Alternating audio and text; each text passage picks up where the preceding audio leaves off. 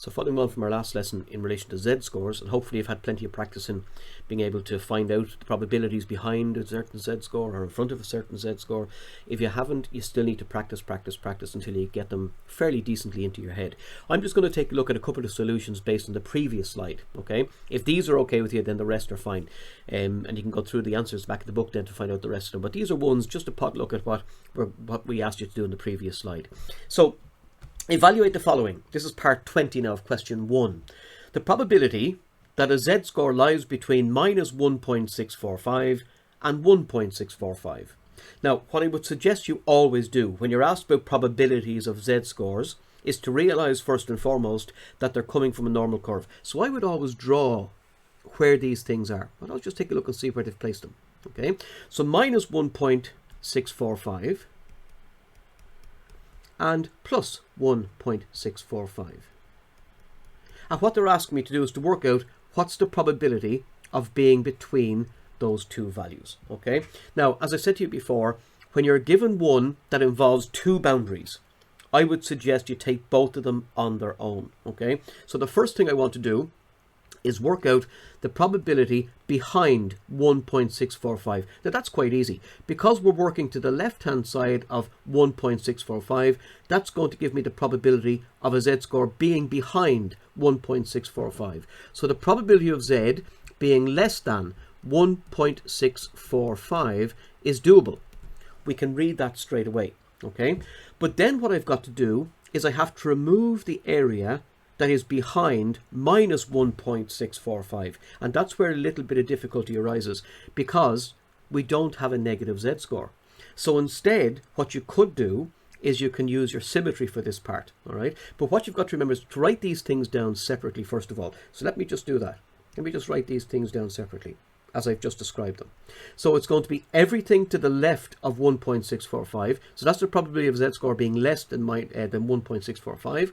And minus the probability of the z-score being less than minus 1.645. So in other words, break up your combination inequality into two separate probabilities. Okay, let's do the first one. That's easy.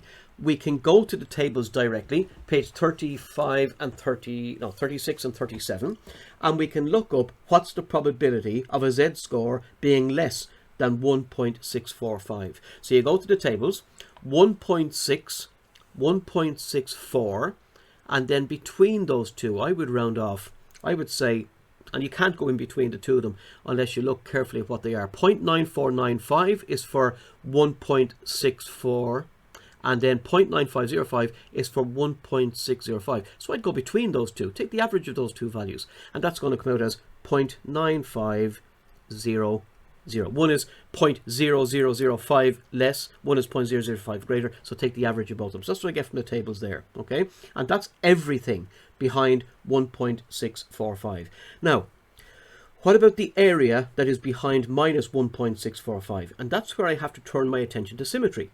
Because when you're looking for the probability of z-scores, negative z-scores, you have to use symmetry, okay? So, over here, the probability of z being less than minus 1.645.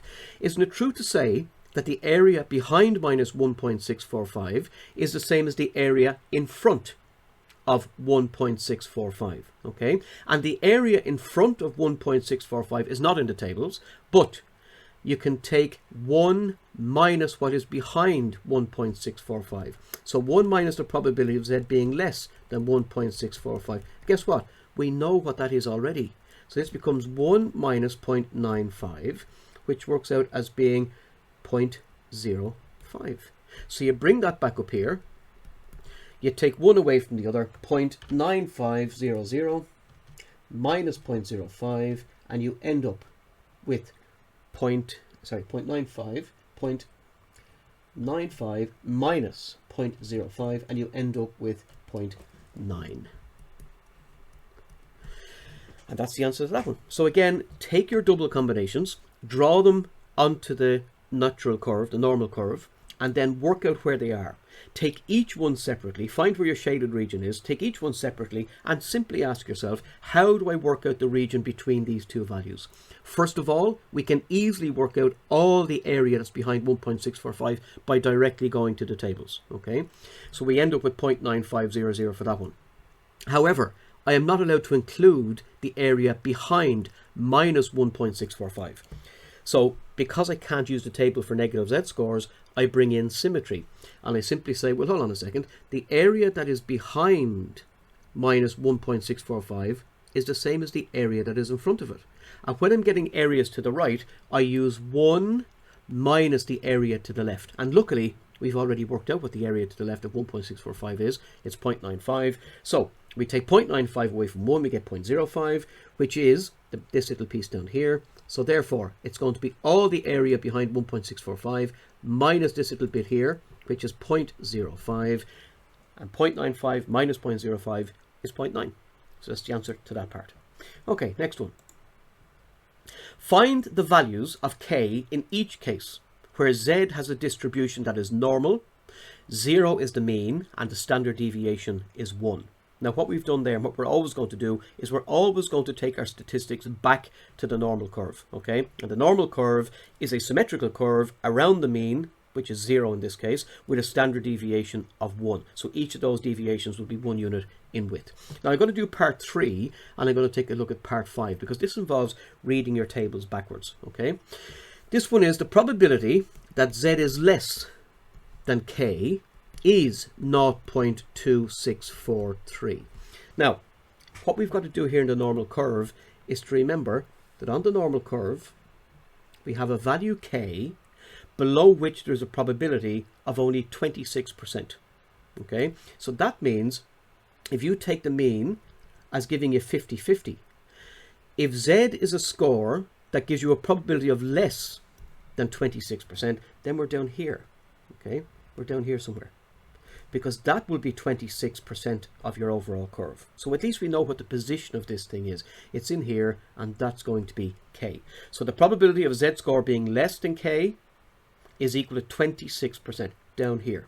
All right. So I now know that all of that area there is 0.2643, which also means, and again, because we're dealing in the negative area, we've got to engage symmetry, that the area in front of that is also 0.2643.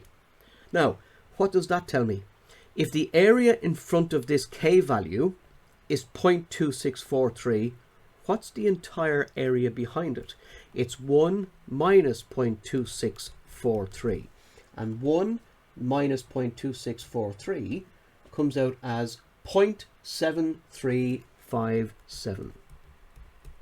Which means that the probability of z being less than k is equal to 0.7357. So I simply use symmetry to work out what's behind the positive form of that k value. So now we go to my tables, but I don't go to the margins, the left-hand side and the top. I go into the area section, which is the middle of the tables, and I try to locate 0.7357. And 0.7357 is the number that is found on the row 0.6, on the row it's 0.6, and above it is 0.03. Okay, so what does that mean? That means that the k value I'm looking for is this one down here, which is minus. So k is equal to minus 0.63. So again, symmetry had to be involved there because we were dealing with a negative z-score. Okay, so that's part 3 of that question. Now, I want to move into part 5, this one here. The probability that minus k is less than the z-score, which in turn is less than k, is equal to 0.34. Again, my advice would be draw this thing. Have a look and see what it looks like. We're told it's a normal curve, so you can draw the normal curve like that. Just sketch it, it's fine. Like that. Minus k is down here, and plus k is up here. And what do I know? Between minus k and k is 0.34. So all this region in here is 0.34. Now, look carefully how I'm going to tackle this. If the area in here is 0.34 and the entire area of the curve is 1, then 1 minus 0.34 is going to give me these two areas out here. I'll show you why that's important now in a minute. So 1 minus 0.34 comes out as 0.66. So both of these regions, both of them together, are 0.66. So what is it on its own? They will be 0.33 each. See that? Now here's what I know. If I take that k score, that z score there, which you call k for the moment, I know that the area in front of it, so the probability of z being greater than k is equal to 0.33, which means that the probability of z being less than k is equal to 0.67. In other words, it's the area behind that. So now I know what the area behind this k value is by simple subtraction. Okay, it's 1 minus 0.33, and that gives me 0.67. Go to my tables, go to the body of the table, and 0.67 is found at the intersection of 0.4 and 0.04. So k is equal to 0.44, which means that the probability of being between minus 0.44 and z, and being between z and plus 0.44 is equal to 0.34. That's it. So again, we're using what is lying to the outside of k in order to subtract it from 1 to see what lies behind in its totality behind this thing. Okay, and when I did, and by the way, you could add these two together as well if you wanted to. See that? So if you want to look at what's behind k, 0.34 and 0.33. So you could add those two together and say, okay, well, behind this k value, there's 0.67. So go to your tables, look up what values have a probability of 0.67 behind them, and the answer comes out as 0.44. So they're the boundaries, minus 0.44 and plus 0.44. Okay, and the final one then, which is kind of the same as what I've just done there, maybe disguised a little bit, is question 10 on page 101. 99% of a normally distributed population lies within k standard deviations of the mean. Now what does that mean? Have a look at it. Again, it's a normal distribution, and they're telling me that 99% of a normally distributed population lies within k standard deviations. Well, hold on again, there's 0. So that's telling me that I've got two values. I've got a minus k value here, and I've got a plus k value here, inside which 99% of a normally distributed population lies. Okay, now 99% we don't use because it's simple. It's 0.99. Now, if 0.99 is in there, what do these two little areas here add up to? Well, they must be the numbers that bring it up to 1. So therefore, these two are represented by 1 minus 0.99, which is obviously 0.01. And because it is both of these that are not 0.01, I divide it by 2 and I get 0.005. Okay, so this little area in here is 0.005, and this area here is 0.005. Now, very quickly, what is behind this k value? Behind this k value is 0.99 for this all here. It's 0.99, and this little bit, 0.005. So I add those two together, and I get that as being the probability that z,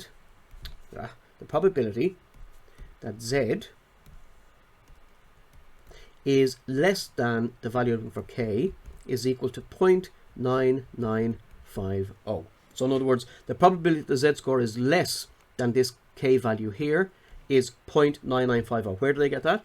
This 0.99 and a little tail over here, 0.005. So I go to my tables again, try and find 0.9950, and 0.9950, if I can find it,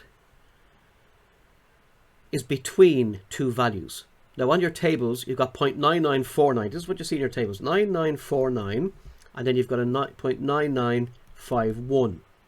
And they represent, first of all, 2.57, and this represents 2.58. So look, because we're looking for the value between the two of those, it's safe enough to say that we're looking for 2.575. and that is my k value. So therefore, find the value of k. It is on this side minus 2.575, that's the lower one, up as far as 2.575 on the other side.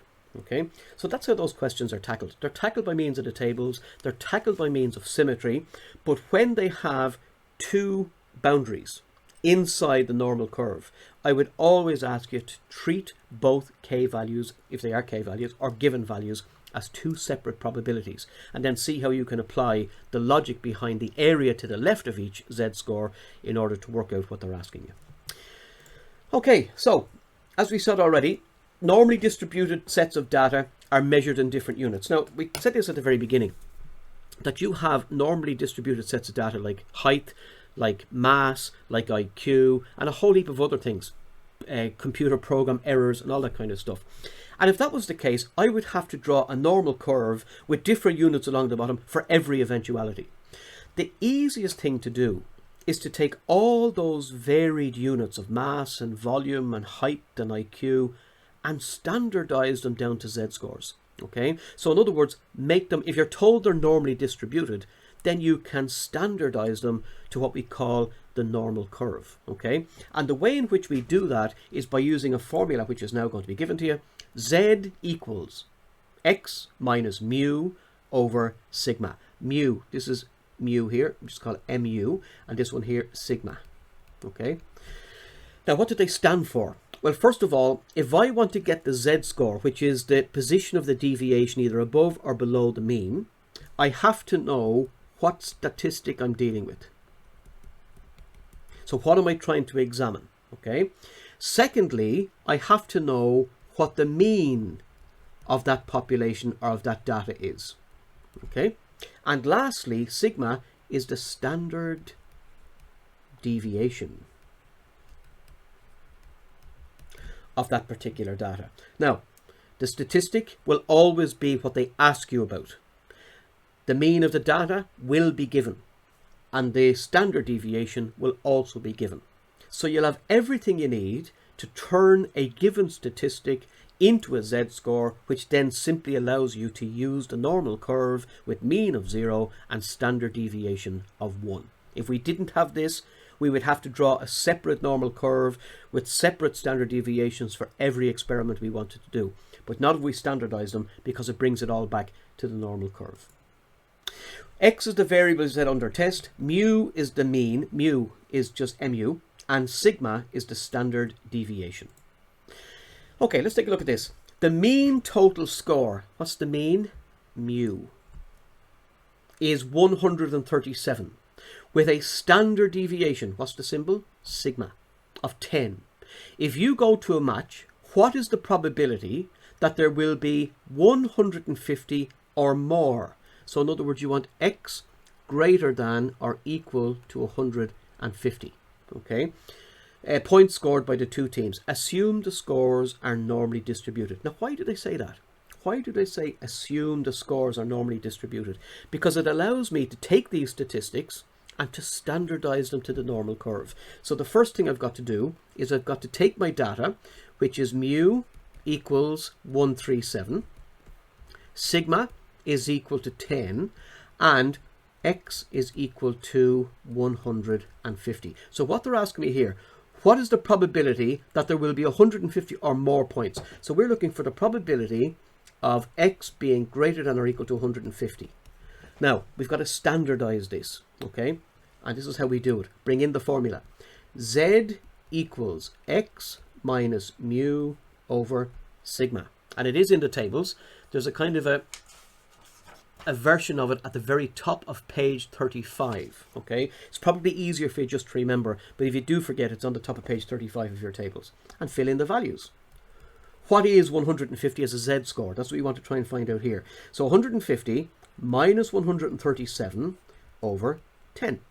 So 150 minus 137 over 10. And that comes out as a z-score of 1.3. So z equals 1.3.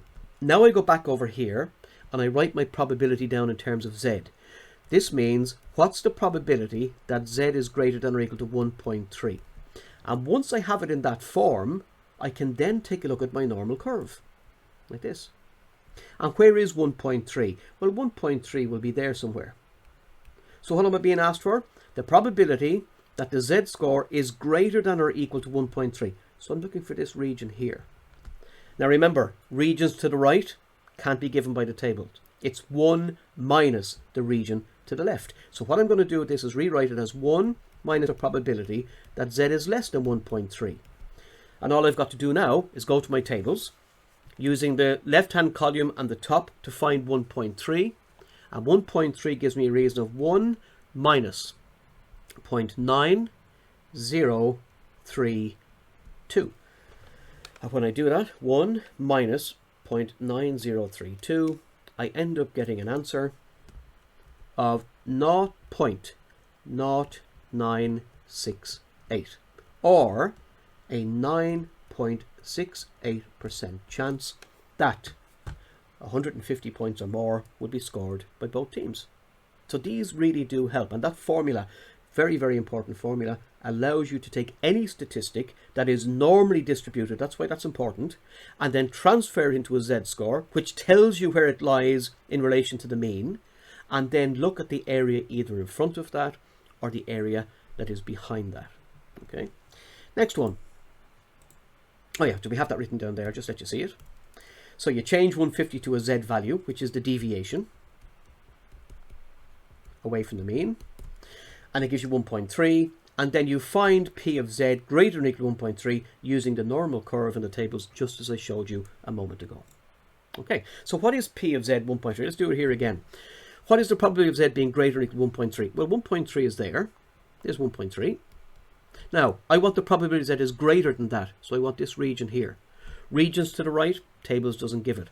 The table will give me the region to the left, okay? So if I go here, 1.3, there it is, 0.9032, 0.9032. So that's all this area here. So to get the shaded region, it's 1 minus the probability that z is less than 1.3, which is 1 minus 0.9032, which is equal to, as we said already, and I had it on the calculator a minute ago, 0.0968.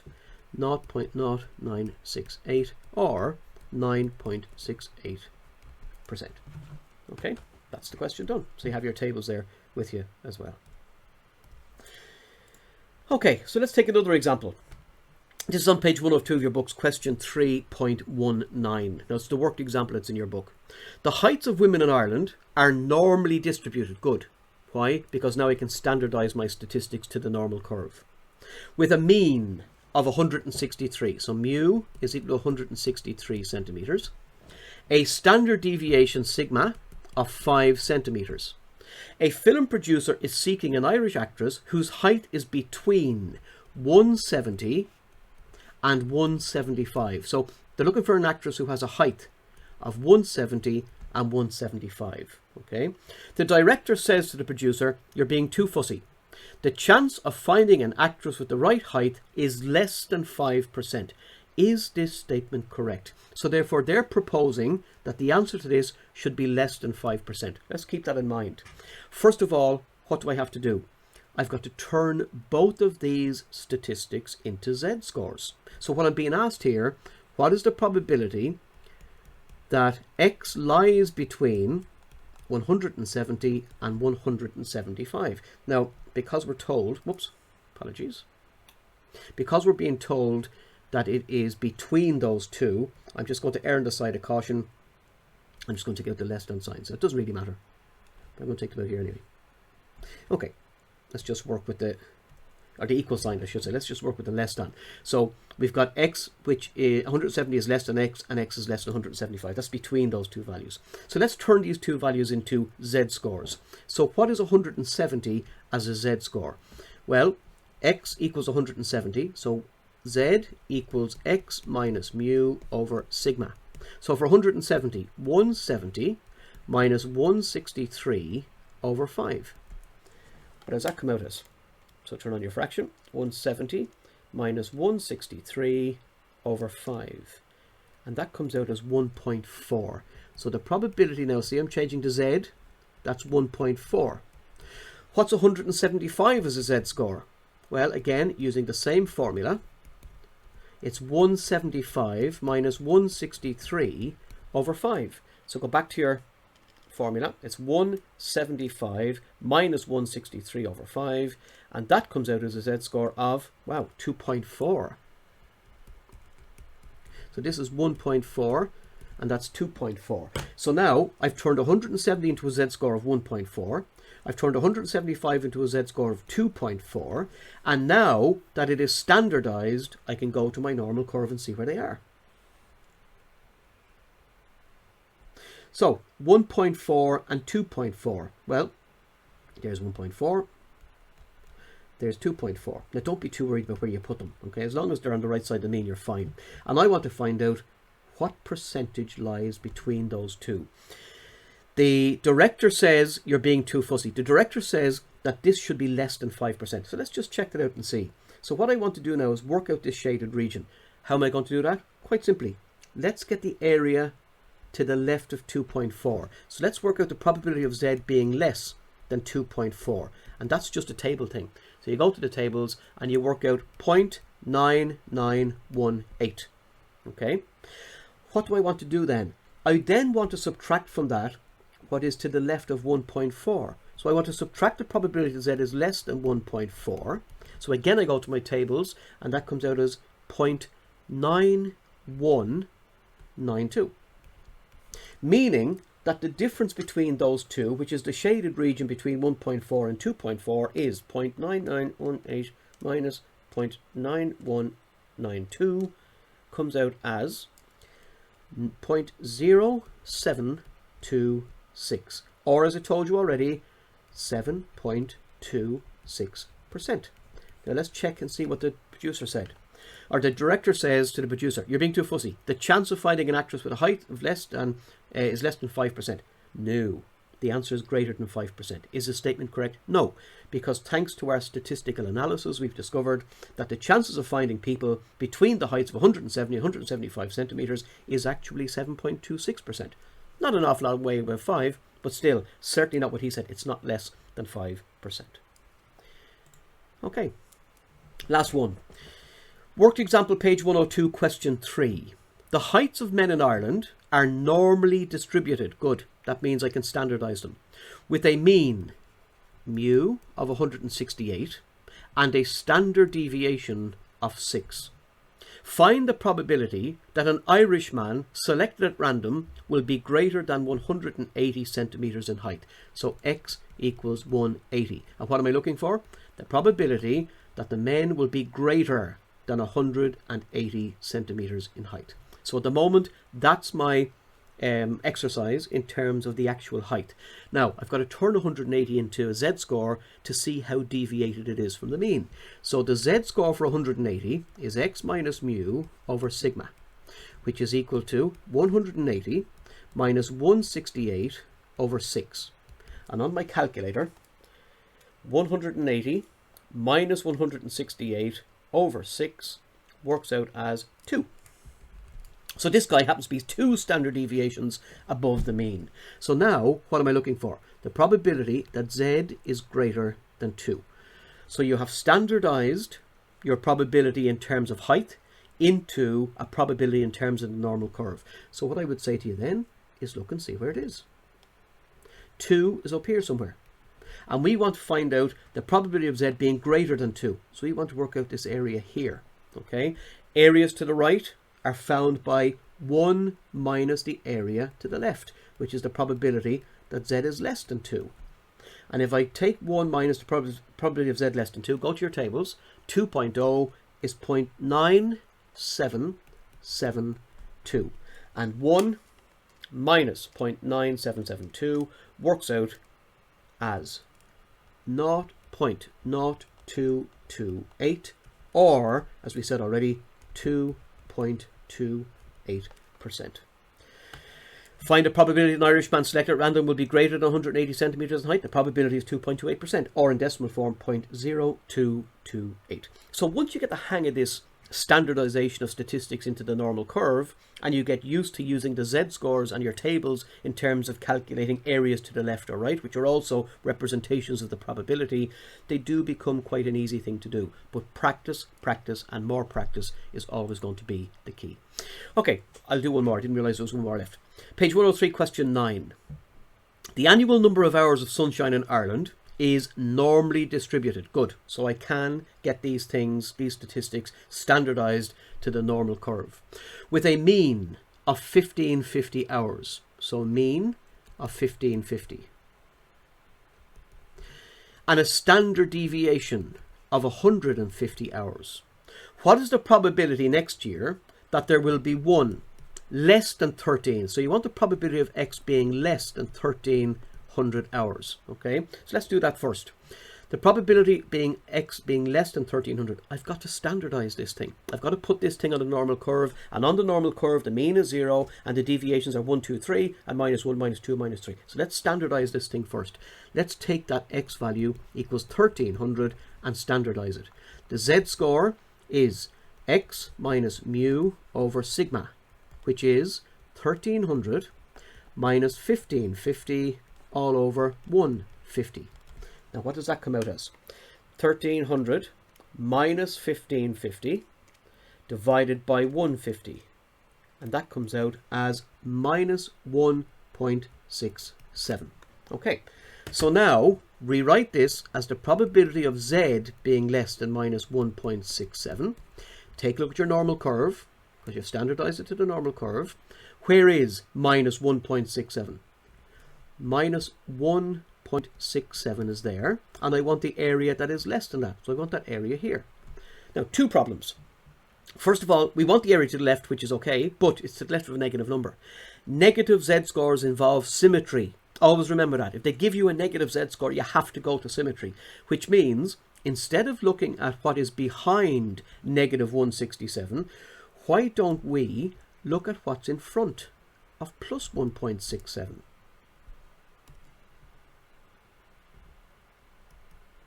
This one here.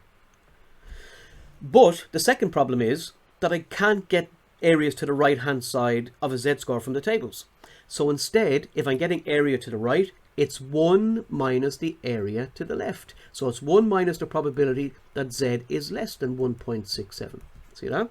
And that means it's 1 minus, now because it's Z less than 1.67, you go to your tables. 1.67 gives me a reading of 0.9525. So that comes out as 1 minus 0.9525 comes out as 0.0475. Or 4.75% chance.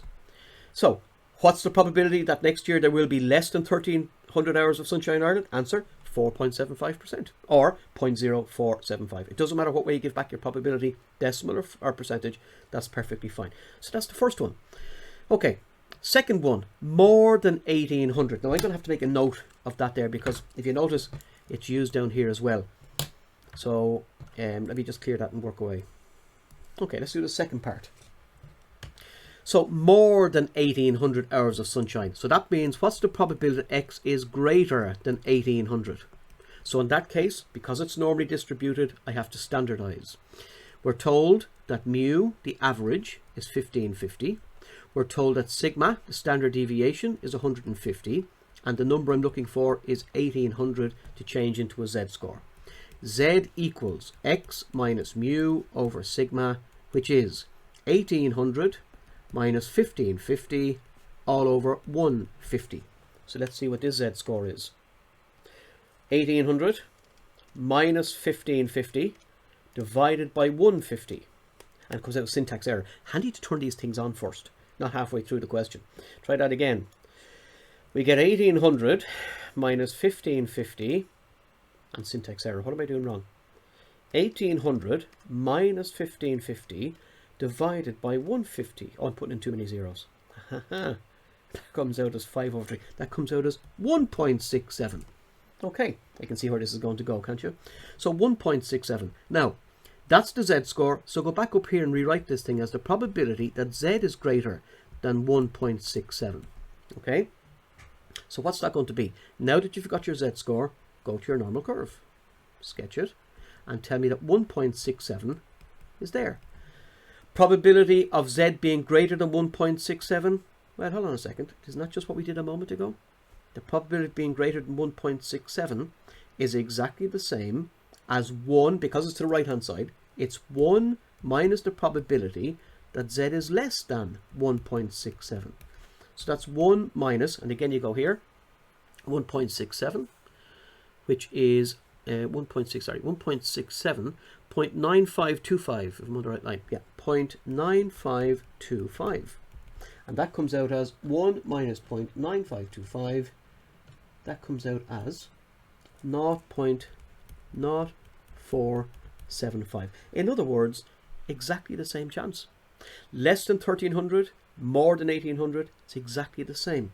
It's 4.75% chance. Exactly the same as the previous part. Now look at part 3, because that's easy. Part 3 says, well, what about the probability that we're between 1300, that's minus 1.67, and over 1800, sorry, 1.67. So now I want this area in here, okay, because it's between these two.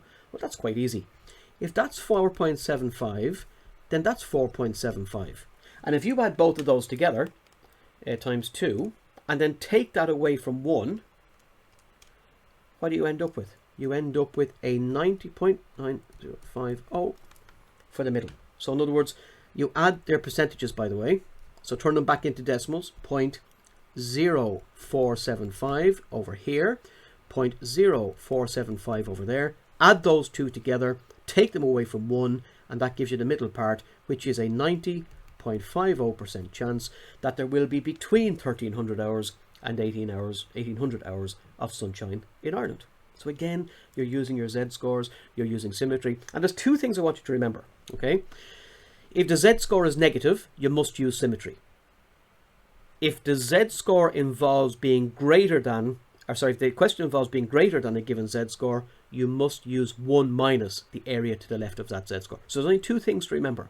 If the z-score is negative, use symmetry, okay? And if you're being asked for the area to the right of a z-score, just turn it into 1 minus the area to the left of that z-score to work it out.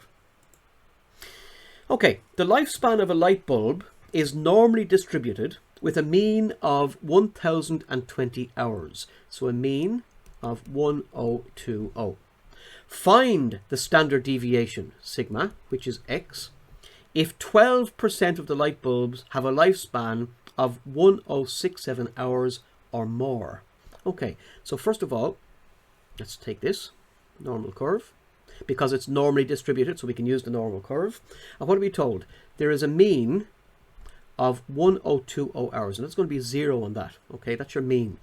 And then we're told to find the standard deviation if 12% of the light bulbs have a lifespan of 1067 hours or more. So if this is 1020 hours, where's 1067? Just there. 1067 be up here somewhere. There's 1067. Now, 1067 hours or more is all that area here. Okay, and here's what I know. That's 12%. So all of that there is 12%. See that? So on your curve, I'm going to turn both of these first, turn 1067 into a z-score first of all.